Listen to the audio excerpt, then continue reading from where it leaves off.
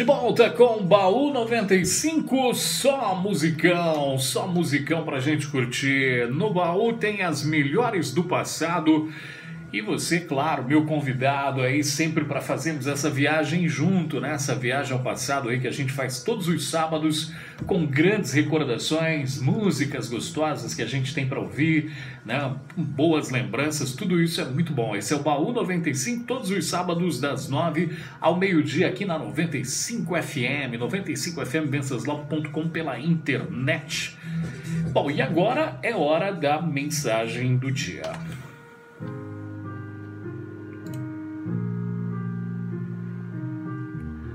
Essa semana eu tive uma experiência fantástica conversando. Fiz uma entrevista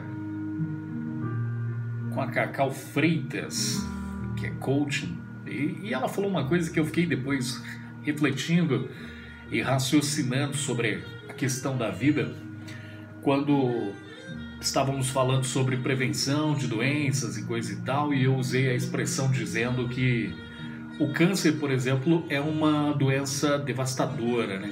Ela me fez uma correção, muito gentilmente, inclusive, dizendo que não considerava o câncer como devastador, mas sim coisas que não podem ser mudadas. Estas sim são devastadoras. Eu fiquei pensando e, de fato, às vezes as notícias ruins, quando elas chegam, parecem um fim, né? Parece que é o fim, parece que acabou, parece que vai ter saída, não tem jeito, não tem pra onde correr.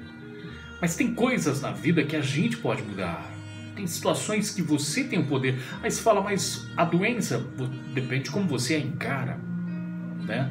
A sua postura diante das coisas que podem ser mudadas. E as coisas que podem ser mudadas, elas são coisas que estão ao nosso alcance.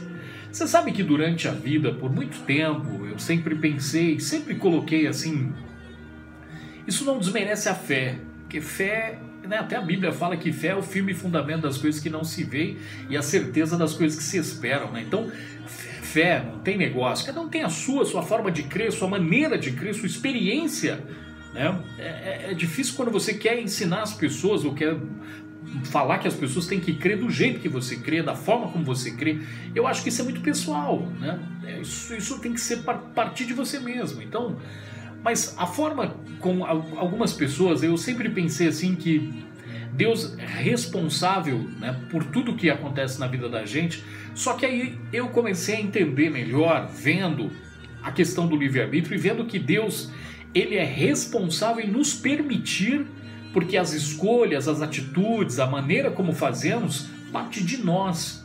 E Deus, como um pai amoroso, como nós, né, tirando o exemplo, nós que somos pais, você quer o melhor para os seus filhos, não quer? Por isso você chama a atenção deles, por isso você os cobra, por isso você, né, mostra para eles quando estão errados, tenta adverti-los dos erros que eles podem causar, que eles podem cometer, porque você já passou por isso. Então, quer dizer, você não quer que seus filhos cometam os mesmos erros que você, né? Não que Deus tenha errado, mas Deus, pela sua infinita misericórdia e pela sua excelência, né, por ser alguém tão especial, tão grande, sabe aquilo que nós vamos fazer. Mas Deus não vai se intervir em querer pegar a sua escolha e fazer com que a escolha não seja sua, mas dele. Ele vai tomar por você essas decisões. E eu sempre achava que sim, né? Que Deus é quem tomava as decisões por nós, até que eu comecei a entender que não é não. Até porque se Deus tomar as decisões por você, você não pode ser julgado por elas, né? Porque se você fizer algo errado, você vai dizer o quê? Vai fazer como Adão e Eva, vai ficar um culpando o outro, dizendo, foi a mulher que o senhor me deu, né? Foi a serpente que me deu, não sei quem que foi, sabe? Aquela empurra, tentando culpar, parecendo criança. Por que isso? Foi fulano que mandou, não sei o quê, né? O engraçado é que a criança tem a facilidade de dizer quando você a cobra, né? Dizendo, olha, por que isso aconteceu? Porque fulano pediu. Aí a gente tem sempre aquela história, se mandar pular no poço, você pula e tal. Mas somos responsáveis por tudo. E as escolhas que fazemos, as atitudes que tomamos. Por isso eu disse no começo da mensagem que são opcionais, né? Eu vi uma vez uma frase que dizia que a tristeza, né, o sofrimento, a angústia, a dor, ela é inevitável. Mas sofrer por ela é opcional.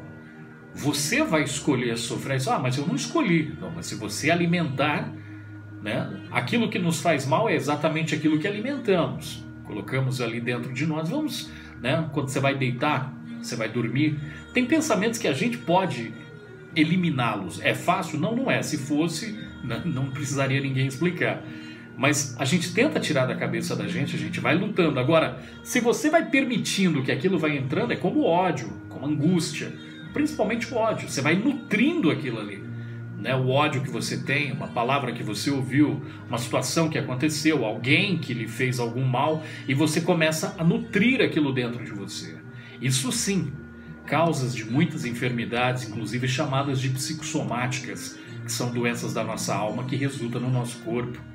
E aí você vai no médico, faz os exames, os diagnósticos necessários para tentar identificar aquele tipo de doença ou aquele tipo de mal que você está sentindo, e não chega a ser um denominador exatamente porque não está ligado exatamente ao seu corpo, mas à sua alma. Você nutrindo aquela angústia, aquela... Principalmente no momento que a gente sofre uma decepção ou sofre uma humilhação, houve uma coisa muito triste. Eu não estou dizendo que nós temos que ser super-heróis, imbatíveis, homens de ferro, mulheres de aço, ao ponto de não sentir nada. Todo mundo sente, é claro. Só que assim, eu pergunto para você e quero saber o seguinte: o que é que você faz com isso? Receber, todo mundo recebe. Você vai receber elogios e vai receber críticas. Você vai receber tapas nas costas, mas também vai receber pedradas. Agora eu quero saber qual a sua postura com tudo isso. Não só as coisas ruins, mas as coisas boas. Por isso que a doença ela é devastadora, mas o seu ponto de vista é importante. Alguém me dizia essa semana passada que estava acompanhando a esposa em sessões de quimioterapia e disse para mim uma coisa: Cláudio, a gente, quando chega num lugar como aquele onde você vê várias pessoas recebendo quimioterapia, você não apenas tem certeza que Deus existe, mas você tem certeza que Ele está ali. Porque você vê pessoas recebendo medicação, lutando contra uma enfermidade, né, tão triste como é o câncer, e mesmo assim você vê uma pessoa com expectativa de vida, sorrindo, ali um pouco debilitada. Você olha para a aparência da pessoa que está lá, recebendo medicamento forte para tentar combater aquela enfermidade que está dentro do seu corpo, e mesmo assim você vê esboçado no seu rosto um sorriso. A sua aparência talvez abatida por conta da enfermidade, mas a alma forte, alegre, lutando por aquilo ali. E isso é opção. É fácil? Não é, mas é uma escolha. Eu te pergunto, você vai ficar sentado aí na esquina chorando, esperando o quê? Que o ex-namorado volte?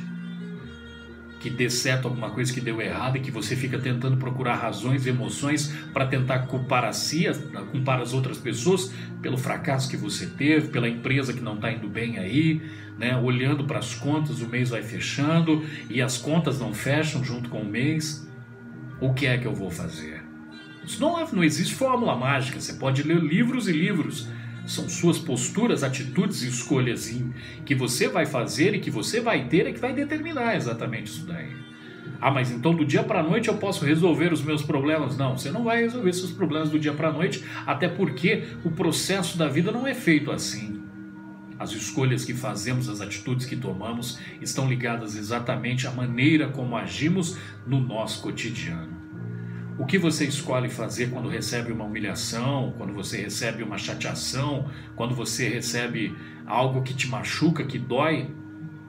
Tem coisas na vida que não dá para mudar. Uma notícia triste, como eu sempre cito os exemplos, para tentar chamar bem a atenção. A morte de alguém querido não tem como mudar.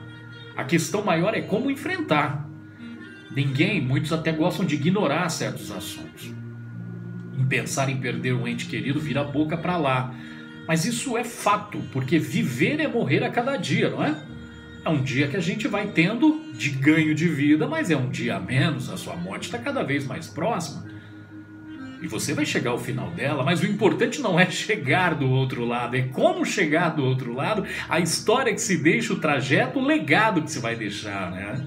Eu tenho certeza hoje, talvez, se Deus viesse e me convidasse para deixar esse mundo, o que será que eu deixaria? Os vídeos que eu gravo, um pouco da minha história, um pouco do que sou, do menino pobre, que foi filho adotivo, não tive o prazer de ser criado pela minha mãe e pelo meu pai, fui criado por uma senhora, não tive pai, não tive mãe, não tive irmãos, não tive ninguém, tive bons amigos, tive pessoas que ao longo da caminhada da minha vida, eu aprendi a valorizar essas pessoas e ali sim eu encontrei primos, irmãos, pais, tudo aquilo que a vida, né, me proporcionou, porque como diz uma frase de Shakespeare, família, amigos, é a família que nos permitiram escolher. E eu tive bons amigos, como tenho até hoje, amigos queridos da minha infância, que tenho o maior prazer ao os encontrá-los. E às vezes dar um abraço, um aperto de mão, só te ver e falar, ô cara, como é que você tá? Quanto tempo?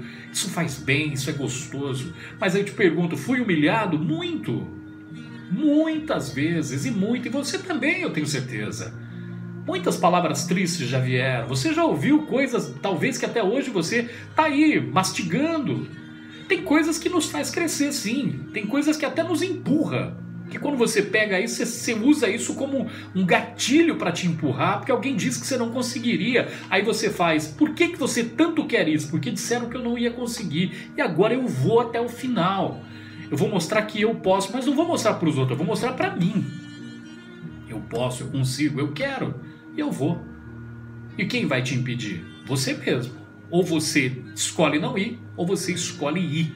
Porque você não depende de ninguém para chegar lá, você depende de você, da capacidade que Deus te deu.